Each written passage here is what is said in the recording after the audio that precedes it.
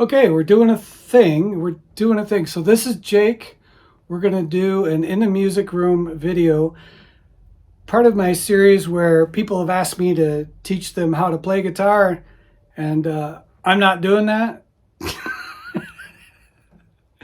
But if you watch these videos, after the end, I will show you how to play some of these songs. This song's a little bit harder than most because it makes use of a lot of hammer-ons and the picking style that I use, where I create the picking style that I use, where throughout the song you're sort of creating your own bass line as you go along. And I use an alternative picking style where I change where I'm playing from the root to another note, which we'll look at in a minute after I get done playing the song. So what I'll do is I'm going to play through the song. This is called The Last Leap of Faith. And then we'll take a couple minutes after I play through to show you how I played it. But before we get started, take your pick and strum, like, and subscribe. That's not too corny, is it? It is? It is too... Well, do it anyway. I'll wait. All right, so this is The Last Leap of Faith. What I'm going to do is I'm going to try to play at this angle so you can see my fingers as I go through this. And yeah, here we go.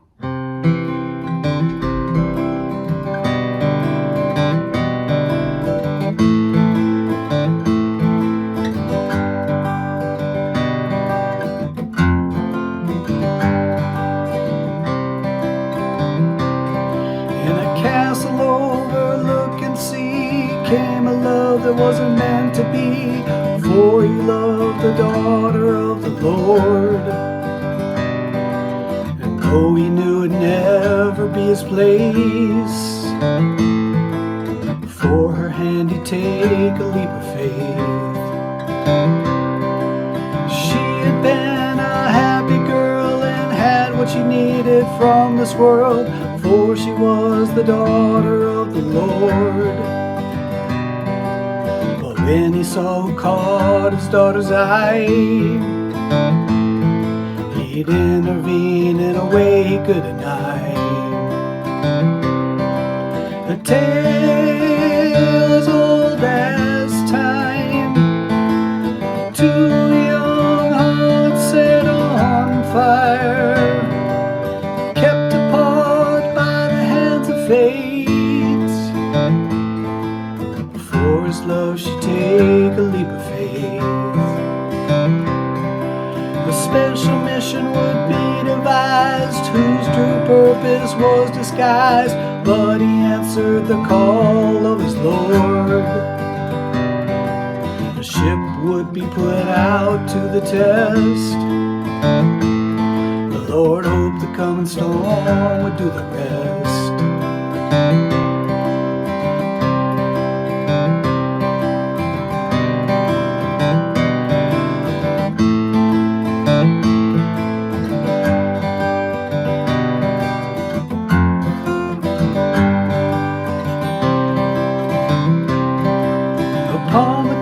Wall, she heard his fate,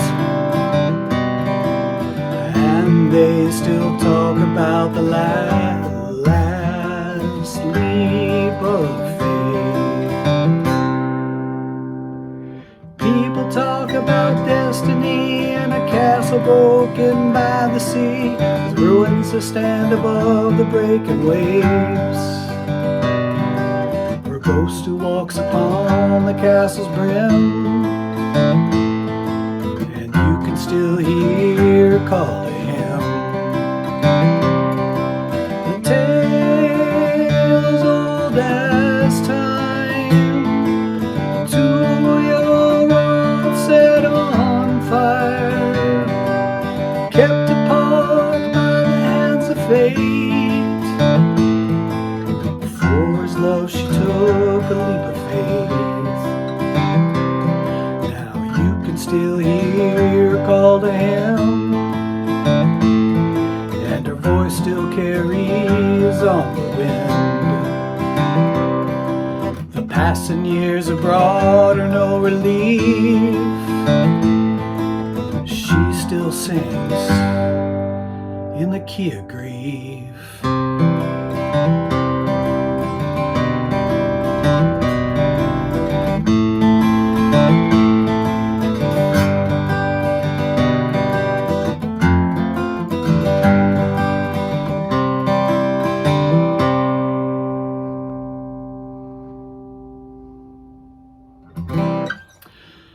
All right, so a lot of hammer-ons on this song. In fact, kind of my picking style that has evolved over the years. If I'm playing a C chord, I'm going to be hammering on that sucker because it's it's just something I picked up. So here, that third string you can hammer on right there. So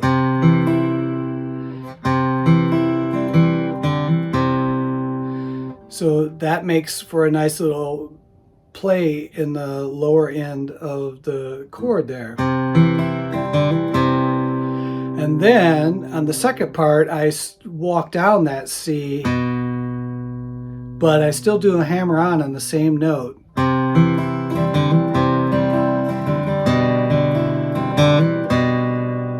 then I switch to the A minor, which is still the hammer on in the same place, but with the changing chord, it makes for a nice.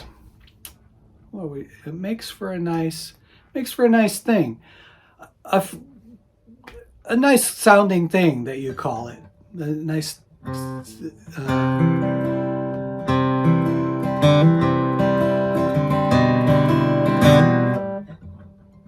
So let's put that all together.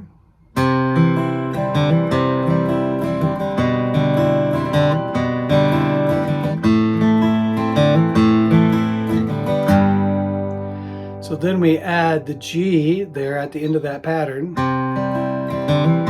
C, A minor,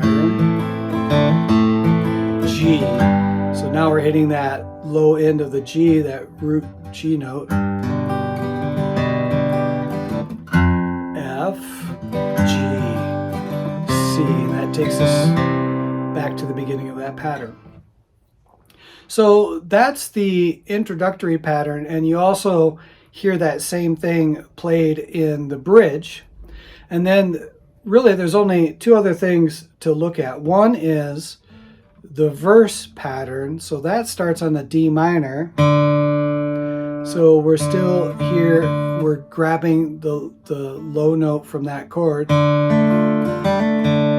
now we're hammering on the third string from the top.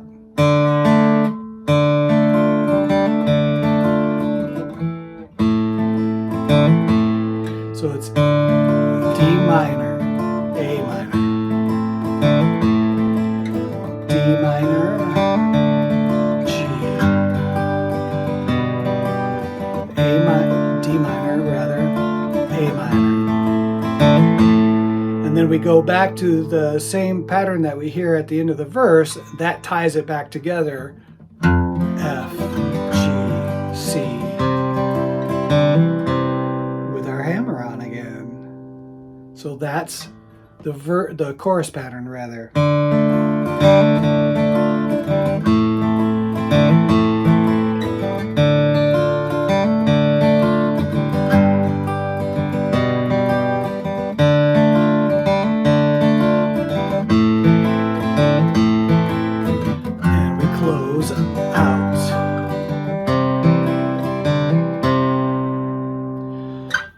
One other thing to note in my normal picking pattern when I'm arpeggiating through a chord like that, you'll hear me, I'll switch between hitting the lowest note in the chord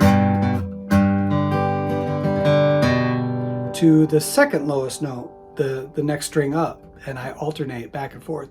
When if you hear any of my other songs where I do a lot of picking, you'll see that sort of pattern repeated all the time, where I often will hit the lowest note in the chord and the highest note, do a two note, so I'm plucking with my middle finger on the top end and hitting the lowest note with, if I'm using a pick and not truly finger picking. And then the only other thing to be aware of is in the verse pattern, what I do is switch between playing F major, G, A minor to F major, G, C. So it goes.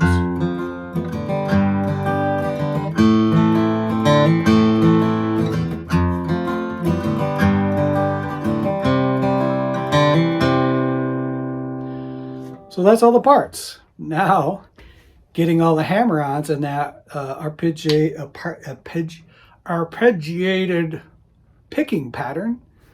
That's a tongue twister. Arpeggiated picking pattern. Arpeggiated picking pattern. And then you have the song. Just a note about that song and how I went about writing it. I intentionally was going after sort of a Romeo and Juliet kind of a story, and so you need a boy, you need a girl, you need a setting, castle on the sea, that sort of thing, and then a lot of minor chords to sort of set the tone of that. And so also in my songwriting, you'll what I call a song that is a story in 2 acts. The first verse sets up the story, second verse talks about the action, and then as we close out, you hear what happened to the actors, sort of the Romeo and Juliet-esque tragedy at the end.